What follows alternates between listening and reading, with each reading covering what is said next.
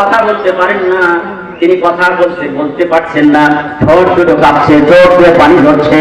শাহজাহান বলে আকাশের দিকে তাকিয়ে আকাশের দিকে খাড়া করে তিনি ইঙ্গিত করলেন, ওগো প্রাণের স্ত্রী, আমি তোমাকে এখানে রেখে যাই, আমার সন্তানকে রেখে যাই, আমার ব্যক্তিগত কোনো উদ্দেশ্য নাই। মহান রব্বুল আলামিন তোমাদেরকে এখানে রেখে যেতে বলেছিলেন। ওই জায়গায় এই ভূয়সী মহামান্বিত এই নারী মা হাজরা আলাইহিস সালাতু ওয়াস সালাম এই সন্তানকে নিয়ে সিজদায় পড়ে গেলেন। আয় রব্বুল আলামিন, বয়োবৃদ্ধ স্বামী চলে গেল, খানা নাই, পিনা নাই, কিছু নাই, কানে পানি, সামান্য একটু মস্কে পানি, একদিন, 2 দিন, 3 দিন যাবে, তারপরে আমি কি করব? আমার তো খানার ব্যবস্থা নাই। সিজদায় পড়ে গেল। আয় রব্বুল আলামিন, প্রাণের স্বামী আমাকে রেখে গেছেন, তোমার পয়গম্বর, তোমার খলিল ইব্রাহিম তিনি রেখে গেলেন। আমার পৃথিবীতে কাউকে প্রয়োজন নাই, কোনো ব্যক্তিকে প্রয়োজন নাই। রব, তুমি যদি আমার পক্ষে থাকো, আমার আর কিছু দরকার নাই। আমার ভাইরা, মুসলমান ভাইরা আমার, এই কথা বলে ইব্রাহিম চলে গেলেন। মা হাজেরা সিজদায় করে চোখের পানি ফেললেন। আরে এক বেলা চলে যাওয়ার পরে পানি শেষ হয়ে গেল। সন্তান মায়ের বুকে দুধ খায়, দুধ আর পায় না, মা পানি খাবার কিছুর নাই। এবার সন্তান কান্না করে, চিৎকার করে কান্না শুরু করে। আমার ভাইরা, এবার মা পানির জন্য দৌড়ায়। হাজী সাহেব যারা গিয়েছেন সাফা মারওয়া, সাফা এবং মারওয়া দুইটা পাহাড়ের নাম, একদিকে সাফা আর একদিকে মারওয়া। ওই যে একবার সাফায় চলে গেলেন, সেখানে দেখে পানি পাওয়া যায় কিনা, না পানি নাই। এখান থেকে মারওয়ার দিকে তাকায়, দেখে যে পানি ভাসতেছে। আমার ভাইরা, চিকচিক করে পানি আর পাথর গুলো, মনে হয় সেখানে পানি আছে। মা হাজেরা আবার দৌড়ায়, মারওয়ার দিকে দেখে পানি নাই, শুধু বালু আর পাথর দেখা যায়, এখানে পানি পাওয়া যায় না। একবার, 2 বার, 3 বার, 4 বার, 7বার আল্লাহ রাব্বুল আলামিন তার ফেরেশতা জিবরাইল আলাইহিস সালাতু ওয়াস সালামকে পাঠিয়ে দিলেন। আমার ফেরেশতা জিবরাইল, কোথায় তুমি? চলে যাও। আমার ইব্রাহিমের সন্তান ইসমাইল আর হাজেরা ওখানে একা একা। সন্তান চিৎকার করে পানি পানি করে তার বুক ফেটে যায়। আমার হাজেরার কাছে চলে যাও, ইসমাইলের কাছে চলে যাও। ইসমাইল আলাইহিস সালাতু ওয়াস সালাম বসে থেকে পা দিয়ে হামাগুড়ি দিয়ে, পা দিয়ে বালিগুলো আস্তে আস্তে সরে যায়। ইব্রাহিম আলাইহিস সালাতু ওয়াস সালাম হযরত ইসমাইলকে রেখে গেলেন, পবিত্র কদম, পবিত্র ব্যক্তিকে রেখে গেলেন। ইসমাইল আলাইহিস সালাতু ওয়াস সালামকে কত বড় পরীক্ষা দিয়ে আল্লাহ পাক নিলেন। এই 2 পায়ের বরকতে পা দিয়ে আস্তে করে বালি পানি পানি করে, আর বালির ভিতর থেকে মহান রব্বুল আলামিন জমজমের পানি ইসমাইলের কদম দিয়ে বের করে দিলেন। আমার ভাইরা, আল্লাহ রাব্বুল আলামিন এই যে ইসমাইলের কুদরতি, আল্লাহর পাকের কুদরতি শক্তি দিয়ে ইসমাইলের পায়ের বরকতে সেখানে দিয়ে দিলেন। তার করুণা এবং চিৎকারের মধ্য দিয়ে আল্লাহ তাআলা তার তৃষ্ণা মিটানোর জন্য পানি দিয়ে দিলেন। ওই জায়গায় আমার ঘটনা বলার উদ্দেশ্য নয়, একজন স্বামী 6 মাস 8 মাস বয়সের এই সন্তানকে ফুটফুটে চাঁদের মতো বেহেশতি চেহারা, নবী রাসূলদের চেহারা তো বেহেশতির মতো, কথা ঠিক কিনা? আমার ভাইরা, এই সন্তানকে রেখে গেলেন। মা কারো কাছে চাই নাই, মহান রব্বুল আলামিনের কাছে তাওয়াক্কুল করেছিলেন।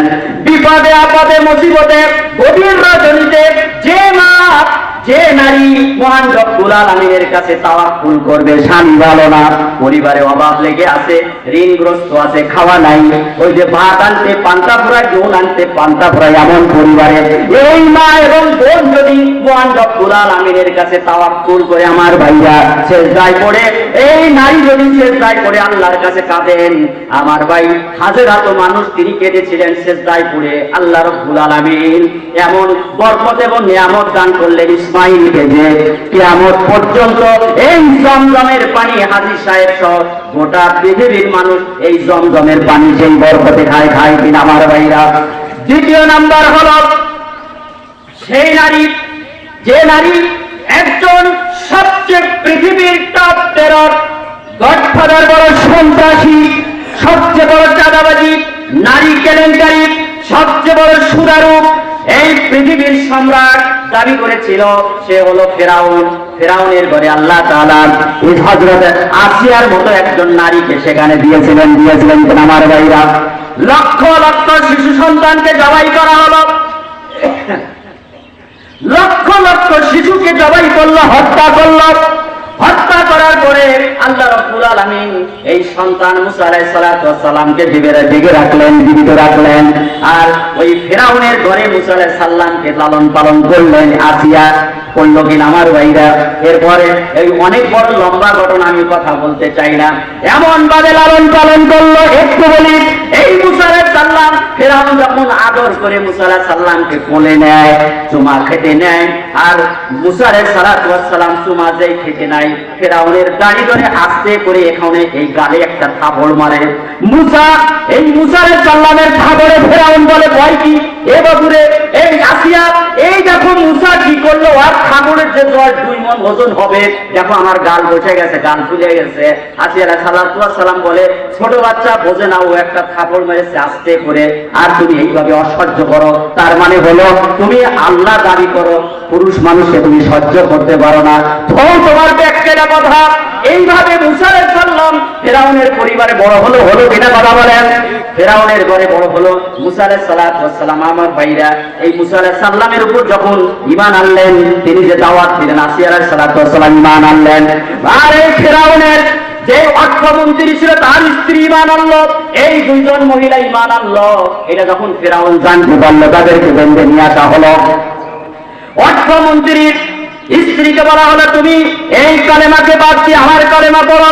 তিনি বলেন, পৃথিবী ছেড়ে দিতে পারি, তামাম জাহান ছেড়ে দিতে পারি, অর্থ অট্টালিকা সব ছেড়ে দিতে পারি, কিন্তু যে কালেমার কাছে গিয়ে আমার জীবন ধন্য হয়েছে, ওই কালেমা আমি আমার জীবনে কোনোদিন ছেড়ে দেব না। ফিরাউন বলে, এর পরিণাম কি জানো কি? এই কালেমা পড়লে তার পরিণাম কি? বলে কি বলেন? বলে, আমি তোমার শব্দ, এই প্রসূত সন্তানকে আমি রোস্ট করে আগুনে তেলের ভিতরে ছেড়ে দিব বলে আপনি দেন, আমার কোনো দুঃখ নাই। এই সন্তানকে কি করলো? কড়াইয়ের ভিতরে তেল গরম করা হলো। সূরা কাসাসে বর্ণনা করা হয়েছে মুসা আলাইহিস সালামের এই ঘটনাকে, এই ফিরাউনের এই ঘটনাকে এখানে কিন্তু বর্ণনা করা হয়েছে। আমার ভাইরা, তেল গরম করা হলো, ওই সন্তানকে কেড়ে নেওয়া হলো, তেলের ভিতরে ছেড়ে দিল, আর ওই সন্তান তেলের ভিতরে গিয়ে একবারে রোস্ট হয়ে গেল। আল্লাহ ওই সন্তানের জবান দিয়ে আল্লাহ পাক জবান খুলে দিলেন, বললেন, মা তুমি কেঁদো না, তুমি কষ্ট পেও না, এটা আগুনের কোনো তেল নাই, এটা জান্নাতের তেল। এর ভিতরে আসো, কত ঠান্ডা এবং কত শীতল, আমি সহ্য করি, আমার কষ্ট হয় না। মা তুমি কষ্ট নিও না, মহান রব্বুল আলামিন আমাকে এর ভিতরে জান্নাতের বাগান বানায় দিয়েছেন। মা ঈমান বৃদ্ধি করো, মায়ের ঈমান বেড়ে গেল। মুসলমান ভাইরা আমার, এরপরে তার মাকে এবার নিয়ে আসা হলো, আগুনের ভিতরে ছেড়ে দেওয়া হলো, তেলের ভিতরে ছেড়ে দিল, সেও রোস্ট হয়ে গেল। এরপরে আসিয়াকে বলো, তুমি আমার প্রাণের স্ত্রী, দীর্ঘ সময় তোমার সাথে সংসার করেছি, এত ভালোবাসা তোমাকে দিয়েছি, এত বিনয় করেছি, এত ভালোবাসা, তোমার সাথে প্রেম নিবেদন হয়েছে। ওগো আসিয়া, তুমি ওই তোমার খোদা বাদ দিয়া আমি যে খোদাকে মেনে নাও। এই আসিয়া আলাইহিস সালাতু ওয়াস সালাম বললেন, আকাশ এবং জমিনের মালিক মহান রব্বুল আলামিন যে কালেমার দাওয়াত দিয়ে যুগে যুগে নবী এবং রাসূল পাঠিয়েছিলেন, আমি ওই কালেমার উত্তরসূরি, আমি ওই কালেমা পড়েছি, তাতে আমার যা হয় হবে। এবার ফিরাউন রাগান্বিত হয়ে তার শরীর থেকে পোশাক সব খুলে নেওয়া হলো, একটি তক্তা আনা হলো, হাতের ভিতরে পেরেক ঢুকানো হলো, বাম হাতে পেরেক ঢুকানো হলো, ডান হাতে বাম পায়ে পেরেক ঢুকানো হলো, ডান পায়ে পেরেক ঢুকাইয়া সেখানে তাকে তেল গরম করে এই দুনিয়া থেকে ওই যে হাত এবং উরুগুলো কেটে, বুক কেটে, পেট কেটে সেখানে মশলা দেওয়া হলো, সেখানে ওই আপনার মরিচের গুঁড়া দিয়ে তাকে অত্যাচার করে দুনিয়া থেকে শাহাদত বরণ করে বিদায় করে দিলেন। এই আসিয়া এবং অর্থমন্ত্রীর স্ত্রী এই কালেমার পক্ষে থাকার কারণে আমার ভাইরা, ইসলামের পক্ষে অটল যদি কেউ থাকতে পারে, আমার ভাইরা হাসি খুশিতে ফাঁসির মঞ্চে যেতে পারে কিনা? আমার ভাইরা, যারা মৃত্যুকে ভয় পায় তারা হলো ভীরু, তারা কাপুরুষ। যারা পুলিশের গুলিকে ভয় পায়, যারা জেলখানাকে ভয় পায়, তাদের নামাজ। আর যারা ফাঁসির মঞ্চে গিয়ে হাসি মুখে দড়ি নিয়ে ফাঁসিতে ঝুলতে চায়, আমার ভাইরা, সাধারণ ব্যক্তির নামাজওয়ালা আর এই ব্যক্তিদের নামাজ আর ঈমান এক পাল্লায় তুলে কখনো ওজন এক হবে না। বীর মুসলমান ধরো আল কোরআন, বীর মুসলমান ধরো আল কোরআন, কেড়ে নাও তোমাদের হারানো সম্মান। বীর মুসলমান সেই মুসলমান আজও আমরা। আমার ভাইয়েরা, এই দুইজন মহিলা চলে গেল। তৃতীয় নাম্বার যে মহিলার বর্ণনা আল্লাহ তাআলা কোরআন শরীফ ওই গোটা পরিবারের কথা কোরআনে বলেছেন। সেই পরিবারটা কোন পরিবার? আমার ভাইরা, কোরআন শরীফে ওই পরিবারে একটি সূরার নাম বলা হয়েছে সূরা আল ইমরান। আছে কিনা সূরার নাম আল ইমরান? ওই সূরা আল ইমরানের ভিতরে গোটা পরিবারের কথা বলা রয়েছে। হযরত ইমরান আলাইহিস সালাতু ওয়াস সালাম এইবারে আল্লাহর কাছে দোয়া করলেন, আয় রব্বুল আলামিন, একটা সন্তান আমাদেরকে দান করো, আমরা মসজিদে আকসার খাদেম হিসেবে তাকে সেখানে ছেড়ে দিয়ে দেব। আল্লাহ পাকের দোয়া করলেন, দোয়া কবুল করে নিলেন। সন্তান ভূমিষ্ঠ হলো, দেখা গেল মেয়ে সন্তান হলো। নিয়ত করে ফেলছেন, এখন কি করবে? আমরা নিয়ত করি আল্লাহ একটু বেকার চল দিলে মাদ্রাসা পড়ামো। আরে কার পাল্লায় পড়ে দেখা গেল মাদ্রাসায় দিল না, স্কুল খুলে দিল। নিয়ত করেছেন, যখন আমি নিয়ত করেছেন ওই নিয়ত পালন করা আপনার জন্য দায়িত্ব এবং ফরজ। কি কথা ঠিক কিনা? আপনি মান্যত করেছেন, মান্যত আপনার পূরণ করতে হবে। আপনার ওই মান্যতের আশা পূরণ হোক আর না হোক, মান্যত যখন করেছেন, যখন আপনি বলবেন আল্লাহু আকবার, 2 রাকাত নফল নামাজ পড়লাম, এটা ফরজ হয়ে গেল। আপনি যখন নিয়ত করেছেন তখন ফরজ হয়ে গেল। এই নামাজ না আদায় করা পর্যন্ত আপনি গুনাহগার হবেন। কথা ঠিক কিনা? আমার ভাইরা, আমি যে কথাটা বলতে চাই, এই মহিলা, এর নাম হলো হযরত মরিয়ম আলাইহিস সালাতু ওয়াস সালাম। আল্লাহ তাআলা তাকে দান করলেন, মসজিদে আকসায় চলে গেলেন। আল্লাহ পাক ওই তার পরিবার সেখানে নিয়ে গেলেন খেদমতের উদ্দেশ্যে। আমি এই জায়গায় থেমে এই কথাটা বলতে চাই, আমরা যারা প্রধান বক্তার আলোচনা শুনতে এসেছি, আমরা অগ্রিম একটু নামাজ পড়ে নিয়ে আজান দিয়ে নামাজ পড়ে বাকি আলোচনা পরে করবো। রাজি আছেন কিনা? রাজি আছেন তো? এরপর আজান হবে, আজান পরে নামাজ। কত বাজে? আজান পরে নামাজ। আমি আর 10 মিনিট কথা বলে তারপরে প্রধান বক্তা চলে আসবো। জি।